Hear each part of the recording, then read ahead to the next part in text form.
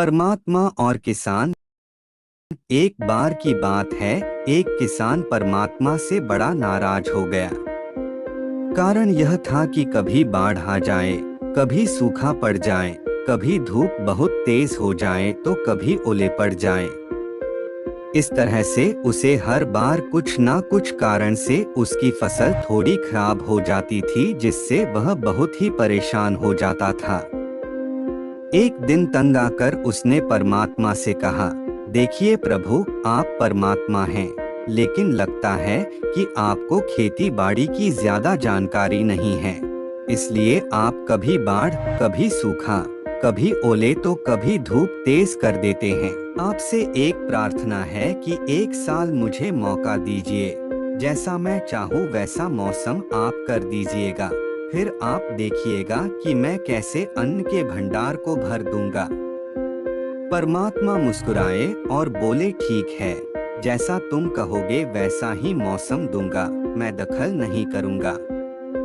किसान ने गेहूं की फसल बोई, जब धूप चाही तब धूप मिली, जब पानी तब पानी।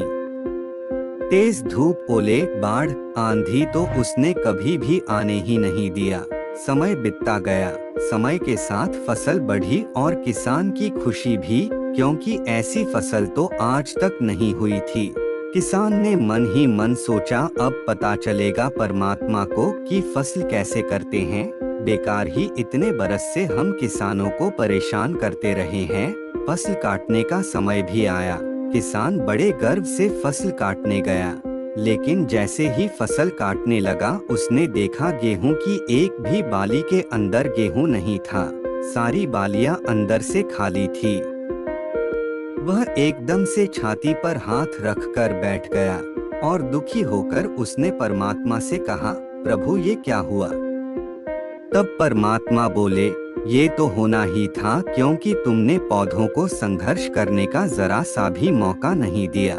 ना उसे तेज धूप में तपने दिया, ना आंधी ओलों से जूझने दिया।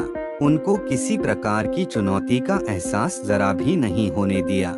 इसलिए सब पौधे खोखले रह गए। जब आंधी आती है, तेज बारिश होती है, ओले गिरते हैं, तब वह अपने बल से ही खड़ा रहता है।